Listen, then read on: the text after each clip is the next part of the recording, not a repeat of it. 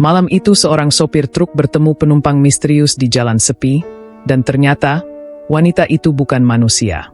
Sebelum kita mulai kisah horornya, jangan lupa tekan tombol subscribe, like, dan nyalakan lonceng notifikasi, supaya kalian gak ketinggalan cerita seram berikutnya. Udara malam itu terasa lebih dingin dari biasanya. Hujan baru saja reda, menyisakan kabut tipis yang menggantung rendah di atas jalan raya antar provinsi. Asap putih tipis melayang-layang di udara, membuat pandangan ke depan terasa samar. Lampu truk besar berwarna biru tua itu menembus kabut, membentuk corak cahaya kuning pucat yang panjang dan bergetar karena jalanan basah. Samsul, seorang supir truk berusia 38 tahun, menyalakan rokoknya.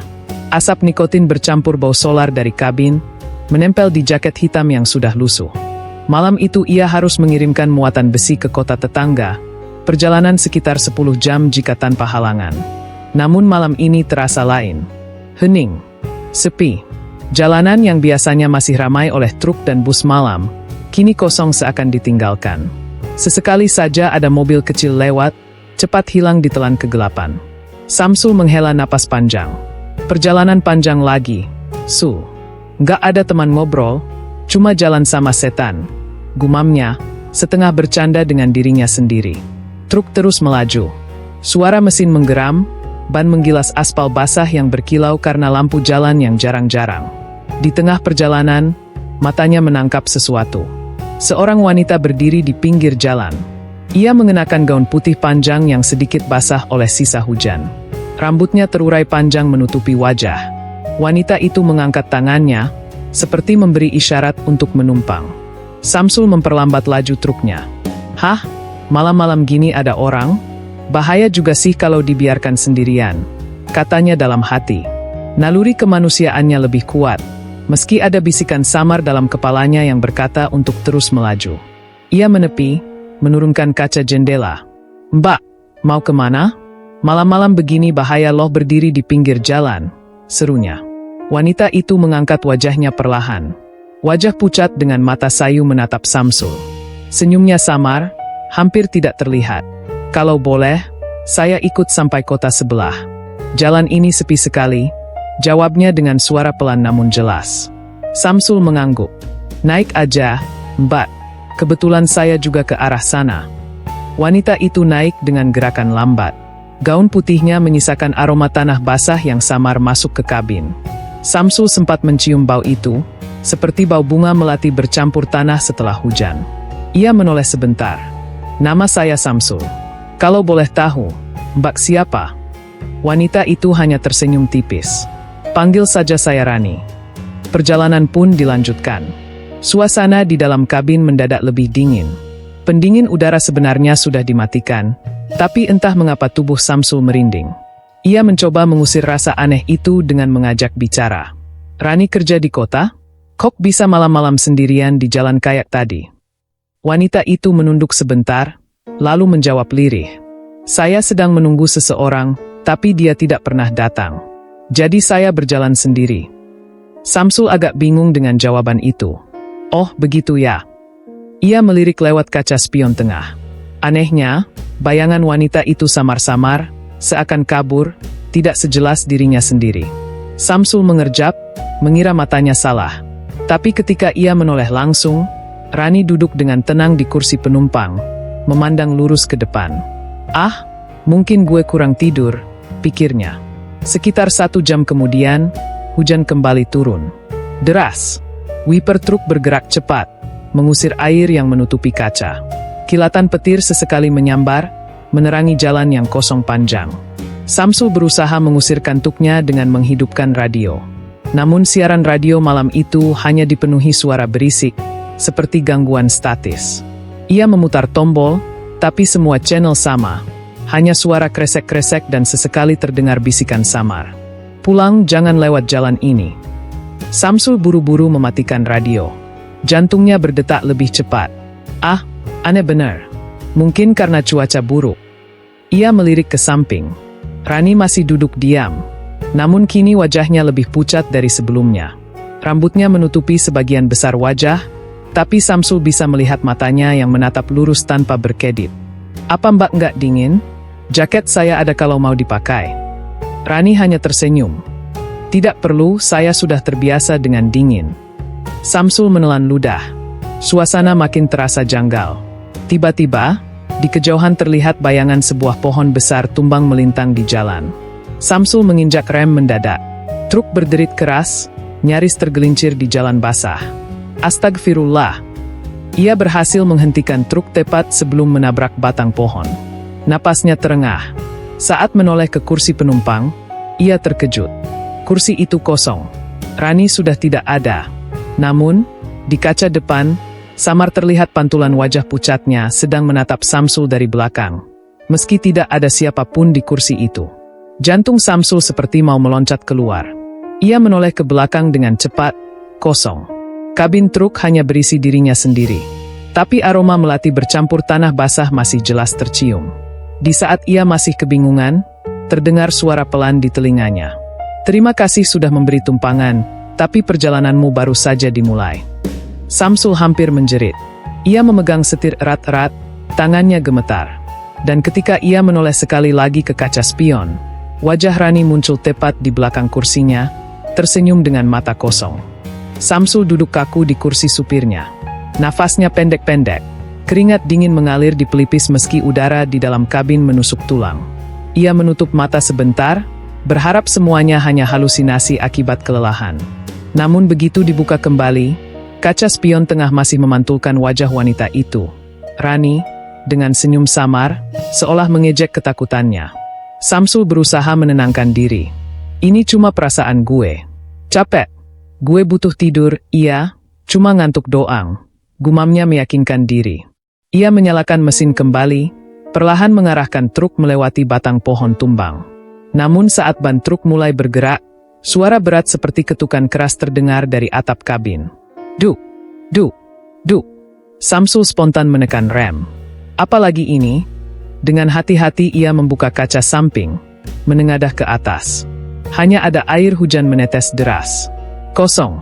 Tidak ada apapun di atas kabin. Tapi saat ia menutup kaca, Rani sudah duduk kembali di kursi penumpang. Basah kuyup. Rambut hitamnya menempel di pipi, matanya kosong, menatap lurus ke Samsul. Kenapa berhenti? Tanyanya lirih. Samsul hampir tersedak napas. Mbak tadi hilang. Rani tersenyum. Senyum itu bukan senyum ramah, melainkan seperti sebuah rahasia kelam yang tidak ingin dibocorkan. Aku tidak pernah hilang. Aku selalu ada di sini. Truk kembali melaju, kali ini dengan suasana hening mencekam. Samsul tidak lagi berani berbicara banyak. Rani hanya duduk diam, menunduk, tangannya yang pucat sesekali bergerak seperti menggenggam sesuatu yang tidak terlihat. Ketika jarum jam di dashboard menunjukkan pukul 1.45 dini hari, hujan tiba-tiba reda. Jalanan kembali sepi, lebih sunyi daripada sebelumnya. Tidak ada kendaraan lain, tidak ada cahaya selain lampu truknya sendiri. Kabut mulai menebal, membuat pandangan hanya beberapa meter ke depan. Samsul mulai merasakan kantuk berat menyerang. Kelopak matanya terasa berat, kepalanya hampir jatuh ke setir. Saat ia hampir terpejam, sebuah suara terdengar pelan tepat di telinganya. Jangan tidur, perjalananmu belum selesai. Samsul tersentak. Ia menoleh ke samping. Rani menatapnya dengan wajah pucat yang kini terlihat jelas, mata hitam pekat tanpa bola mata. Senyumnya lebar hingga memperlihatkan gigi yang bukan lagi gigi manusia, melainkan deretan tajam seperti pecahan kaca. Samsul menginjak pedal gas dalam kepanikan. Truk melesat lebih cepat, ban belakang sempat tergelincir di aspal basah. Astagfirullah, apa ini? Ya Allah! Namun suara Rani justru semakin terdengar jelas, bergaung di dalam kabin. Kenapa takut? Bukankah kamu yang mengajakku masuk? Sekitar pukul 2.30, Samsul sampai di sebuah tikungan panjang. Di sisi jalan, ia melihat papan kecil berkarat bertuliskan, KM13, hati-hati di jalan. Seketika bulu kuduknya berdiri. Ia teringat cerita lama dari sesama sopir truk. Banyak yang mengatakan jalan KM13 terkenal angker. Sering ada truk terguling, sopir ditemukan tewas dengan wajah ketakutan. Atau ada yang menghilang tanpa jejak. Jangan bilang gue masuk wilayah itu sekarang, gumamnya ketakutan. Rani menoleh, kali ini dengan ekspresi berbeda. Wajahnya lebih tenang, namun matanya menyiratkan kesedihan mendalam. "Kamu tahu tempat ini?" tanyanya. Samsul menelan ludah. "Saya pernah dengar. Katanya banyak kecelakaan di sini." Rani mengangguk perlahan. "Benar. Aku salah satunya." Hening. Kata-kata itu menusuk seperti pisau ke telinga Samsul. Ia melirik ke samping, berharap wanita itu hanya bercanda. Tapi Rani menatapnya lurus dengan ekspresi getir. "Dulu aku menunggu di jalan ini. Malam yang sama, hujan deras. Ada seseorang yang berjanji menjemputku, tapi dia tidak pernah datang. Lalu sebuah truk melaju kencang, dan setelah itu, aku tidak pernah pulang." Suara Rani melemah, matanya berkaca-kaca, namun wajahnya tetap pucat dingin. Samsul merasa jantungnya berdegup kencang. Jadi benar, sejak awal wanita ini bukan manusia. Ia adalah arwah yang terjebak di KM13. Namun sebelum ia bisa bertanya lebih jauh, tiba-tiba kabin truk bergetar hebat. Suara teriakan samar terdengar dari luar. Ketika Samsul menoleh, ia melihat bayangan hitam berlari-lari di sepanjang jalan, seperti manusia tanpa wajah. Ada puluhan, bahkan ratusan. Mereka mengepung truk, menabrak sisi kanan-kiri, namun tubuh mereka menembus logam seakan hanya asap hitam. Samsul panik, tangannya memegang setir erat. "Ya Allah, apa ini semua?" Rani menatap keluar jendela dengan tatapan kosong. "Mereka sama sepertiku, yang mati di jalan ini. Terjebak selamanya." Truk bergetar semakin keras, suara mesin meraung seakan dipaksa melebihi batas. Samsul mencoba menambah kecepatan agar bisa keluar dari area terkutuk itu. Namun semakin cepat ia melaju, kabut semakin tebal, jalan terasa semakin panjang tanpa ujung. Rani kini berubah. Wajahnya bukan lagi pucat cantik, melainkan rusak, berlumuran darah, dengan bekas luka parah di kepala. Gaun putihnya ternoda lumpur dan darah kering. Ia menatap Samsul dengan sorot mata tajam. "Kenapa kamu takut padaku? Aku hanya ingin ditemani. Jangan tinggalkan aku sendirian di jalan ini." Samsul gemetar, hampir menangis. "Mbak, saya cuma sopir. Saya cuma lewat. Saya juga punya keluarga, punya anak. Saya nggak mau mati di sini." Namun Rani semakin mendekat. Tangan pucatnya menyentuh bahu Samsul, dingin seperti es. "Kalau begitu, temani aku. Biar keluargamu tahu rasa kehilangan, seperti aku." Samsul berteriak, mengibaskan tangan Rani, lalu dengan panik ia membaca ayat kursi yang dihafalnya sejak kecil.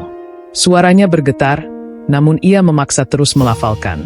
Rani menjerit, suaranya melengking hingga kaca kabin bergetar. Bayangan-bayangan hitam di luar ikut menjerit dan perlahan menghilang.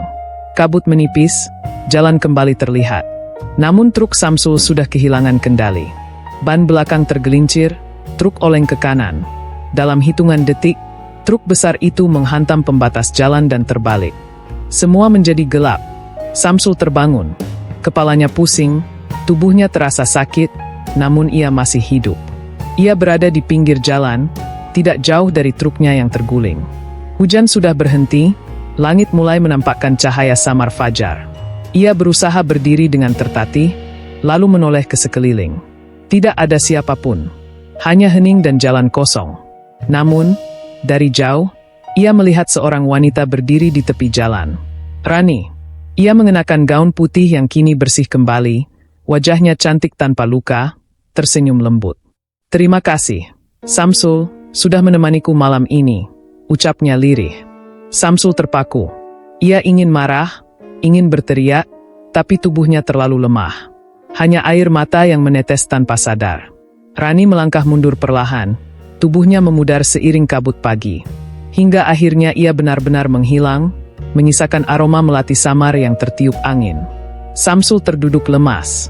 Ia selamat, namun kenangan itu akan menghantuinya selamanya. Beberapa jam kemudian, mobil derek dan polisi jalan raya datang. Samsul dibawa ke rumah sakit. Ketika ditanya apa yang terjadi, ia hanya bisa menjawab singkat, "Ada yang menemaniku di jalan." Sejak malam itu, Samsul tidak pernah mau mengambil rute melewati KM13 lagi. Ia bahkan berencana berhenti jadi sopir truk. Namun para sopir lain masih sering bercerita tentang seorang wanita bergaun putih yang berdiri di pinggir jalan, menunggu tumpangan. Dan siapapun yang memberinya tempat duduk di kabin, mungkin akan bernasib sama seperti Samsul, atau mungkin lebih buruk, tidak pernah kembali.